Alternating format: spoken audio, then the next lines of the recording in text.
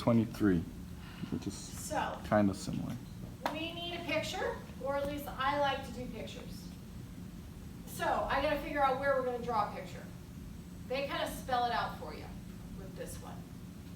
So, we wanna know what quadrant we're drawing in. What in this writing tells us what quadrant? Between one. Quadrant 2 or 3? What tells us? The degrees? Yeah. Our angle theta is between 180 and 270. So I think I heard you say between 2 and 3, but really what 3. quadrant? We're in quadrant 3. Okay, so this is going to tell us the quadrant. Sometimes it doesn't tell us the quadrant, like it spelled it out for you. And that's actually your first thing, is figure out what quadrant you're going to draw your picture in. Or at least I like pictures. So, all right. So we need a triangle so that we can label the sides. So put a triangle down there in the third quadrant. So once we've got that, so technically our angle does start here and go there, but we're going to make use of the reference angle to be able to answer our question. So we want to label the triangle according to the fact that the sine is -1/2. So what we need to do, Is that an x value? we need to know the sine ratio. So when you say sine, what do you say? Oh, that's the sine? It's sine. Oh. What is sine? That's y over hypotenuse. Y over R. R. So, awesome. Transitioning to x, y's, and r notation is a great thing.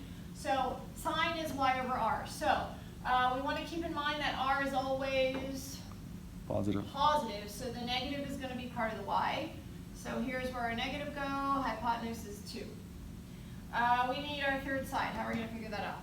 Square root of 3. If we recognize this as a 1√32 triangle, absolutely. Generally, this type of problem does not have to have a special ratio there. So you would do Pythagorean theorem, but if you recognize it as the square root of 3, great. It would be negative. Now, we do need to say that we are in the third quadrant, and this part's negative, and our square root of 3 also needs to be negative. So we need to think about that. Nothing in this problem is going to tell us that. All right, so now we just have to say, I've got everything I need. I want to find the tangent of this picture drawn. So what's tangent? Y over x. Totally. So y is -1 over negative square root of 3, which makes it positive. Square root of 3. And, well... Or square root of 3 over 3. Right, square root of 3 over 3. So we do want to rationalize, so we multiply top and bottom by √3. So we get √3 over 3. So that's 27. Something that might be a little bit more intricate might be, suppose we knew that the sine of theta is -1/2, and we know that the cosine of theta is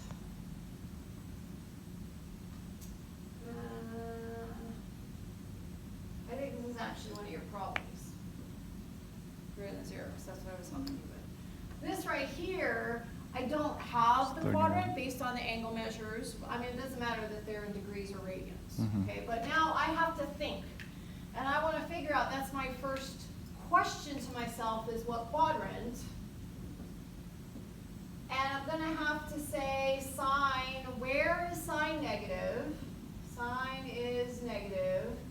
And cosine is positive.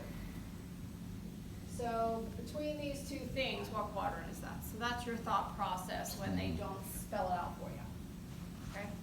And whether you think of ratios, so you seem to be pretty set or pretty well off on y over r, cosine is x over r. You could do that, or you can use all seniors turn crazy.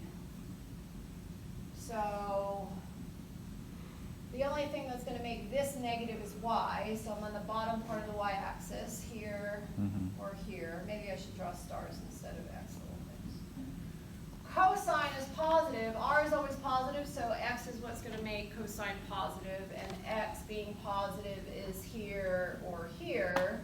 So we'd be drawing the fourth quadrant to finish that up. All right, 43.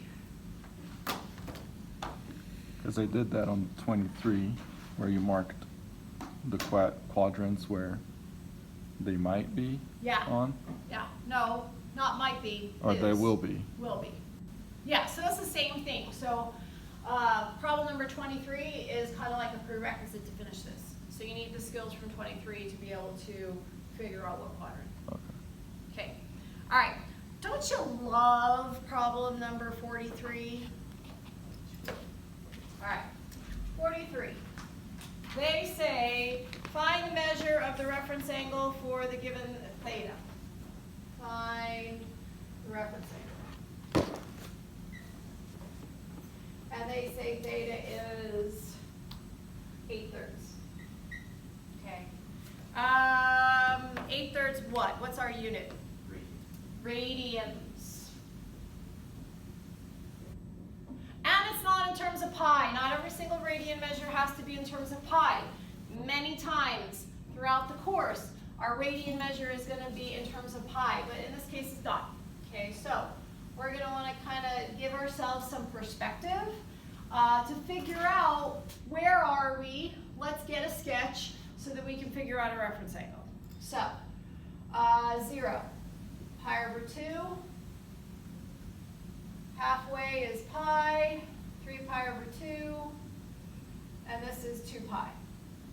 All right, do you have to memorize those decimals? No, you can figure it out fairly easily in about 60 seconds. I know you all know pi is about 3.14. Let's do a different color.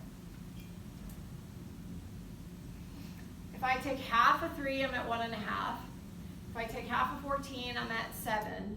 So 1.5, and if you adjust your decimal, 0.07. So now this is 1.57. That wasn't that awful in terms of a little bit of decimal work without a calculator. Okay, this is 1.5 pi. 1 pi, a half pi. I could take these two decimals, line them up right, one after each other, under each other, and get 4 point. Dang, is it 6.1 or 7.1? 7. 4.71. And then if I double 3.14, that's not that hard. It won't stress your brain out. 6.28. Okay, so it's not too bad. All right. Wonderful fraction. Okay, what could I do? You could get the decimal and do the division. You could do that. I would personally say, well, that's 2 2/3. And you guys know what decimal 2/3 is? 26 repeating. So, you know, you don't actually have to carry out the division. You know, that's not so bad. So 2.66 in terms of a radian measure is going to be between 1.57 and, let me get rid of that, 3.14. So here's my angle theta. Then you want to ask yourself, where's the reference angle?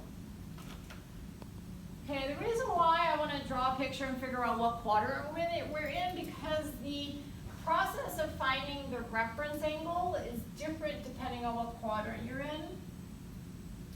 This is the angle I want. Let's call that RA, reference angle. So, we're going to subtract, yes? Now we got to subtract the right way. I want to find the difference between pi and theta. And which one's bigger? Pi is bigger. I want a positive reference angle, so we're going to say pi minus theta. I discourage you from trying to memorize how do I find the reference angle. If you draw a picture, it's a little bit more visually obvious. Okay, so if you had this here, and if this was my theta angle, my reference angle's right here. It's in radians and it's, you know, I don't know, some number. But if I want to figure out the reference angle here, I'm still going to subtract the difference between theta and pi. But now I still want a positive reference angle, which is bigger. Theta is bigger. So to figure out the reference angle, I'm going to say theta minus pi. Don't try to memorize which way to subtract, because I think you have better things to do with those brain cells. Like, you can draw a picture and think about it. It's not that hard, I think. Does anybody have any question about that thought process? Lauren, are you okay? I was trying to figure out if your eyebrows were squinting. Yeah, I'm okay. You're all right. All right. 53. Excellent. We want to figure out. Oh, I told you to ignore the directions. We're not using the reference angle theorem. If you want to use the reference angle theorem, feel free. Cosecant of. Sorry, go back here on Yeah. 43. Yeah. The answer would be pi minus theta. Oh. Here, yeah. We actually know theta is 8/3. Okay. Pi minus 8/3. You leave it like that. Okay. I don't know if the back of the book, like if this was a question on your test, you'd leave it like that. Mhm. Did the back of the book leave it like that? They did? Okay. It's possible they punched it up, but yeah, just leave it like that. All right, so 53. We want to find the exact value of cosecant of 4 pi over 3. Actually, they wrote 4/3 pi.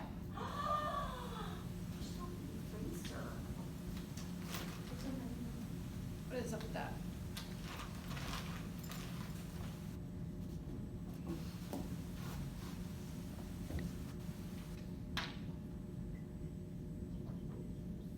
So we want to find the exact value of.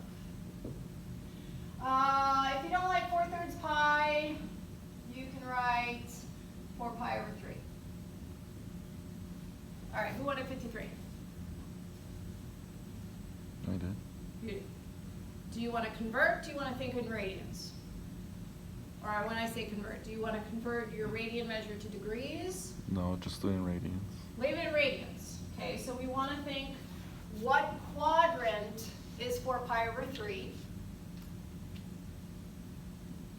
Okay. I say pi is like a good reference thing to think about. This is like 1 1/3. So 1 goes here. That means 4/3 is going to be in the third quadrant. 1 1/3. Remember, this is 3 pi over 2, which is 1 1/2. So 1 1/3 is going to be between 1 and 1 1/2. Okay, so here we are. In fact, this is 3 pi over 3, so this is pi over 3 right there, if you can see that. This is where it is helpful, if you will. Pi over 3, is that related to 30 degrees or 60 degrees? 60. 60. Why am I going to do that? Because I want to label my sides, and my brain is okay with thinking in degrees. Opposite of 60 goes... 30. What? Oh. Square root of 3. Square root of 3. Hypotenuse is 2. 2. My small side is 1. I am in the third quadrant, which means I have to be super careful to make sure I do what? Negatives. Negatives. All right, so I got my picture.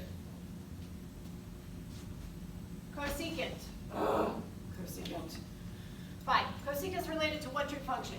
R over Y. We could, if you already knew R over Y, that's fabulous. You're like, okay, I'm just going to think for about 60 seconds, and that's totally fine. Cosecant goes with sine. Sine is Y over R, so that means cosecant is R over Y, which is what I want. Okay, so here we are, R over Y, so I get 2 over negative root 3, which you're not gonna leave your answer like that. We are gonna rationalize, so let's multiply top and bottom by root 3. 2 root 3 over 3, put a negative there. Remember with your fractions, your negative can float top to bottom. Negative 1 over 2 is the same thing as 1 over negative 2, and I can even put it out front and write negative 1/2.